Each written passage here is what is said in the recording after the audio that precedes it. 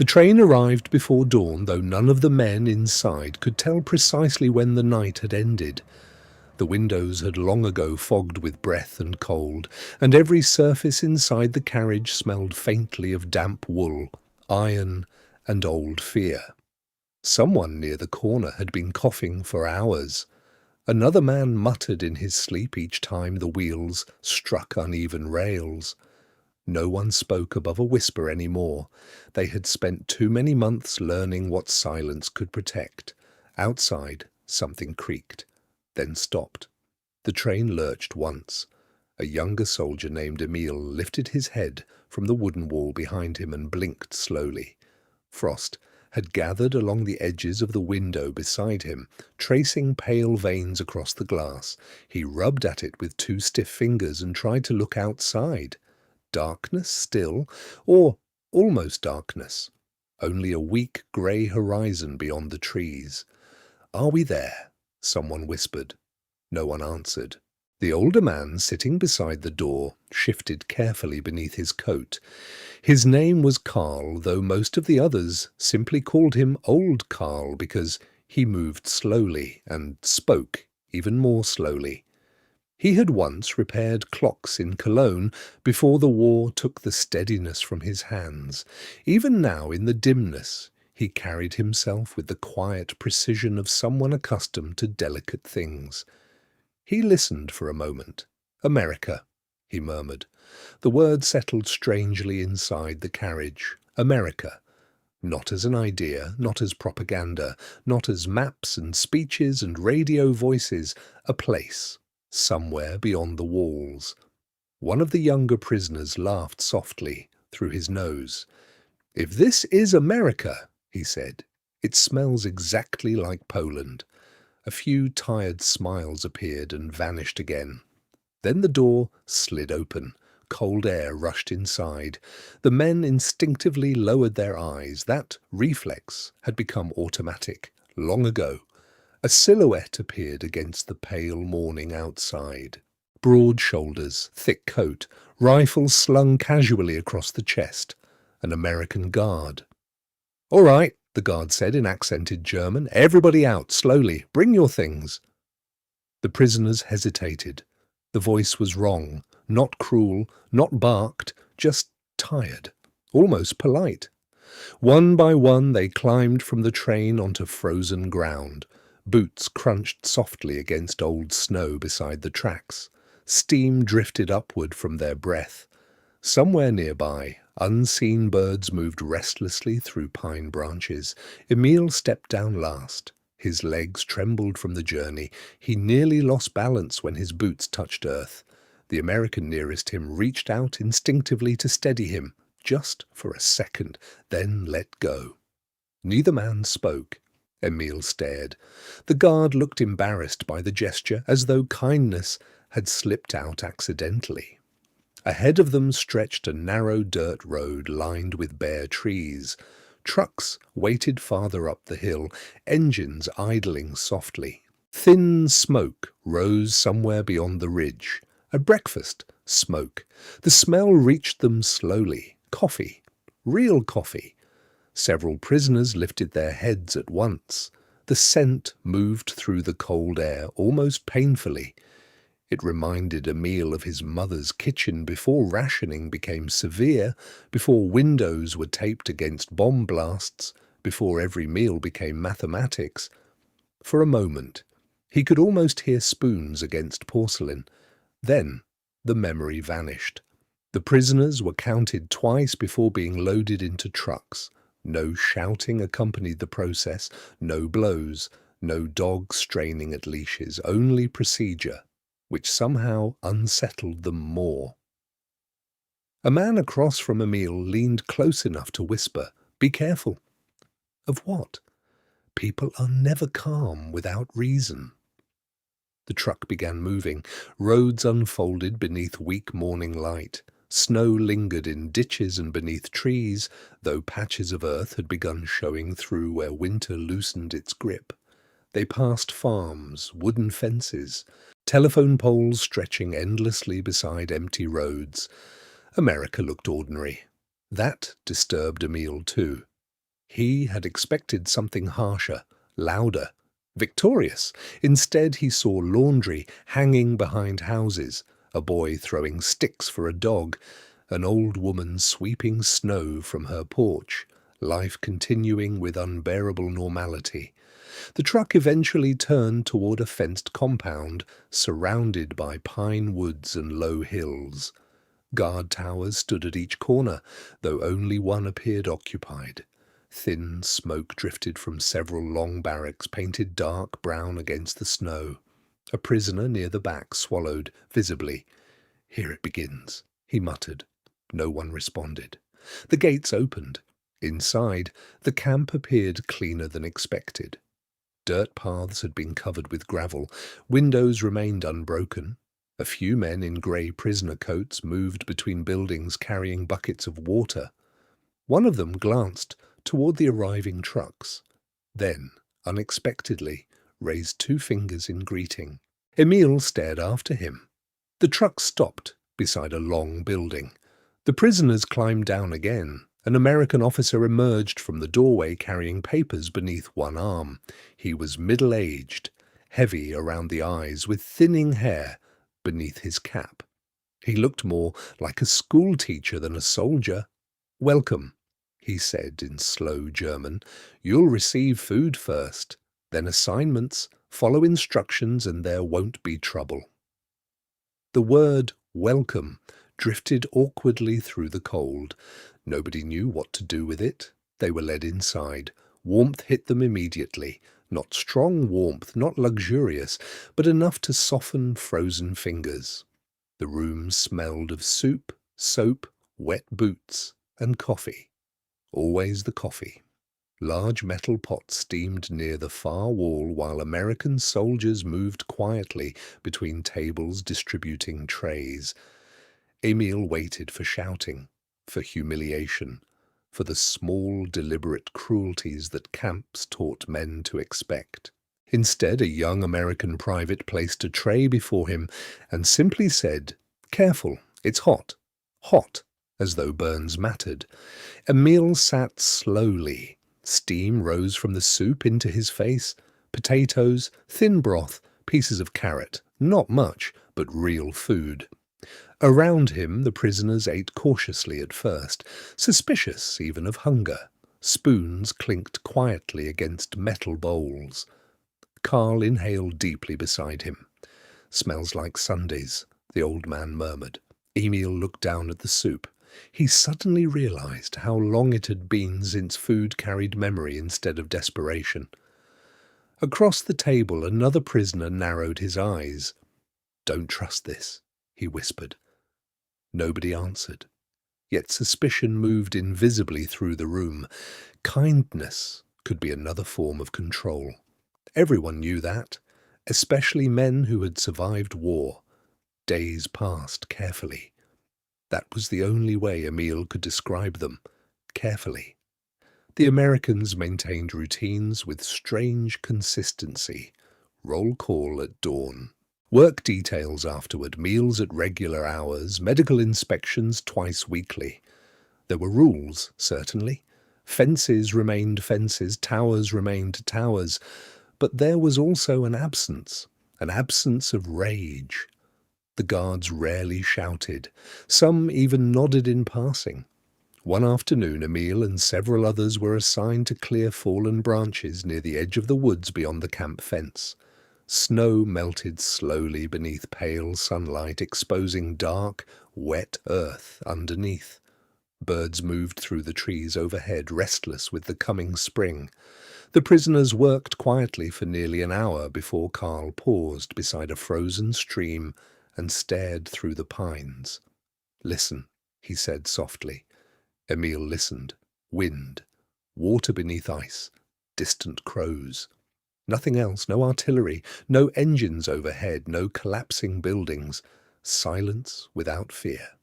The realization unsettled him more than hunger ever had. Later that same afternoon, an American guard approached carrying a dented metal thermos. He was older than most of the others, his face weathered deeply around the eyes. Without ceremony, he poured coffee into several tin cups. and handed them around. The prisoners accepted cautiously. "Fishing weather soon," the guard said casually in broken German. No one replied. The guard smiled faintly. "You people fish in Germany?" Karl blinked once. "Before the war," he answered. The guard nodded as though that explained everything. Then he walked away. Emil stared into the steam rising from the cup in his hands. Fishing weather. The phrase lingered strangely in his mind all evening, as though somewhere beyond fences and uniforms ordinary life had continued waiting patiently for them all to remember it existed. 3 weeks later, the impossible thing happened. It began with trucks arriving after breakfast. Not military trucks this time. Flatbeds carrying wooden poles, canvas bags, and long, narrow boats strapped carefully along the sides. Prisoners gathered near the barracks windows, watching silently. Rumours spread immediately. Transfer, construction work, punishment detail. Nobody guessed the truth. An American sergeant finally appeared in the yard holding a clipboard. "Work volunteers," he announced. "Lake maintenance, 10 men." Nobody moved at first.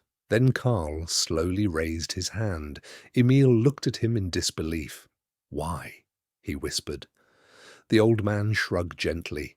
"Because I'm tired of looking at fences." Emil raised his own hand a moment later. The trucks carried them north through pine forests, washed silver beneath weak afternoon sunlight. Snow still lingered in the shadows between trees, though open ground had begun softening into mud. The road eventually curved beside a lake so still it resembled dark glass. Emil stared in silence. He had forgotten water could exist without smoke above it. Several small wooden cabins stood near the shore. Beside them waited 3 American soldiers unloading fishing equipment from the trucks. Fishing equipment. Actual fishing equipment. One prisoner laughed nervously. Another muttered that this had to be some kind of joke. Yet nobody shouted at them. Nobody aimed rifles. One of the soldiers simply handed Karl a fishing rod and pointed toward the dock. "Careful," he said. "The boards are slippery." Karl took the rod as though accepting something sacred. The old man's hands trembled visibly. For several minutes none of the prisoners moved. They stood awkwardly beside the water, uncertain how to behave inside such normality. Then one of the Americans sat on the dock, baited a hook, and cast his line silently into the lake. Nothing more, just sat there, waiting. Eventually Karl lowered himself carefully beside him. Emil followed. The others slowly drifted closer. Wind moved softly across the water. Somewhere in the distance a bird cried out over the trees. The younger American soldier beside Emil nodded toward the lake. "Big trout," he said. Emil did not answer immediately. He could not stop staring at the water. It moved differently than rivers in Europe, wider somehow, calmer. "I used to fish with my father," he said finally. The soldier smiled faintly. "Me too." That was all. Yet something shifted quietly in the silence afterward. An hour passed, then another. The men spoke little. Occasionally someone caught a fish and the others glanced over briefly before returning to their thoughts. Sunlight drifted lower across the lake, turning the water pale silver. Karl caught the first trout shortly before evening. The old man stared at it in stunned silence after pulling it from the water. His eyes looked suddenly wet. "Beautiful thing," the American beside him murmured. Karl nodded slowly. "Yes," he whispered, "too beautiful for this world." Nobody laughed. On the drive back to camp, the prisoners sat differently than before, not relaxed. Not happy, something quieter, as though a small locked room inside each of them had opened slightly without permission. That night, Emil lay awake listening to wind against the barracks walls. Across the room, someone snored softly. Another man coughed in his sleep. Ordinary sounds, human sounds. He kept thinking about the lake, about the absurdity of sitting beside armoured enemies discussing trout and fathers. The war had taught him that humanity was fragile, that under pressure people became smaller, crueler, harder. But the lake suggested something worse, or perhaps something better. That humanity survived even when men tried desperately to kill it. Weeks later, the fishing trips became routine, not frequent, just enough to remain unbelievable. Small groups of prisoners accompanied guards north to repair docks, clear brush, or help stock supplies near the cabins, and sometimes they fished, always quietly, always under watch. Yet something invisible continued softening between them. Emil learned the older guard's name was Harris. Before the war, Harris had repaired radios in Minnesota. He showed Emil a photograph once. A small house beside snow-covered trees. 2 daughters in winter coats standing beside a dog.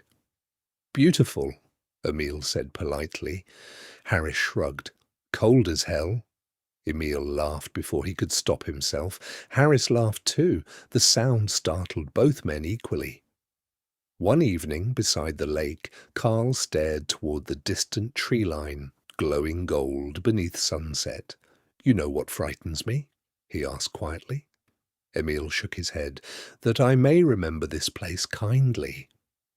The old man's eyes remained fixed on the water. A prison should not contain peace. Neither of them spoke afterward, because there was no answer.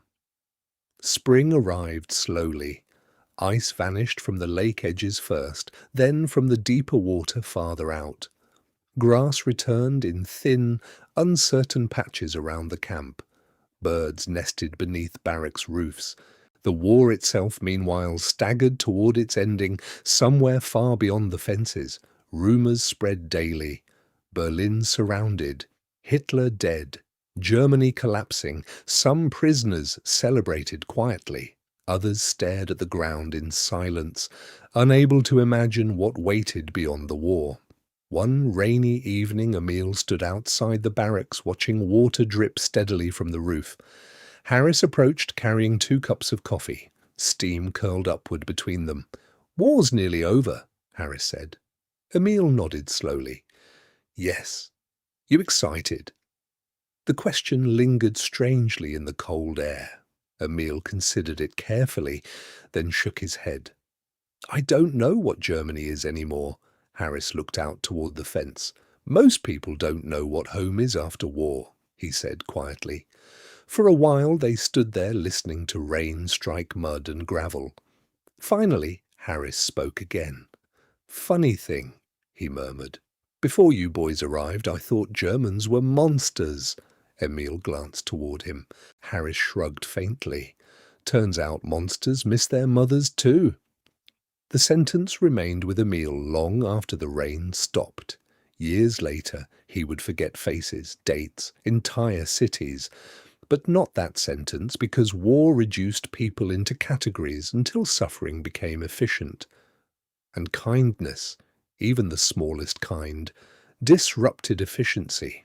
That was what the lake had really been. Not mercy exactly. Something more dangerous. A reminder.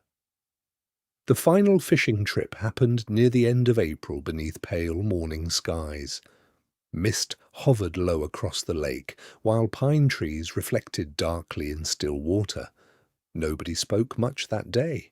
The war's ending sat invisibly among them all. Carl caught nothing. Neither did Emil. It did not matter. Around midday, Harris sat beside the old clockmaker on the dock and handed him a cigarette. Carl accepted it with a nod. "You know," Harris said after a while, "when this started, I figured whoever won would probably believe they were the good ones." Carl smiled faintly through the smoke. "And now?" Harris watched the water carefully before answering. "Now, I think good people are just people who haven't forgotten somebody else is human." The wind moved softly across the lake. Small ripples disturbed the reflections near the dock. Carl stared at them for a very long time. Then he nodded once, slowly, as though adjusting some delicate mechanism inside himself that had been broken for years. When the prisoners returned to camp that evening, the fences looked different, still tall, still real, yet somehow smaller against the sky. Emil paused before entering the barracks and glanced back toward the western hills, where the lake rested unseen beyond the trees. Somewhere out there, water continued moving quietly. Beneath evening light, fish still drifted through cold depths. Birds still crossed above the pines. The world, indifferent and patient, had continued carrying beauty even through the worst years men could invent. And perhaps that was the cruelest thing about kindness, not that it existed, but that once witnessed, it became impossible to fully hate the world again.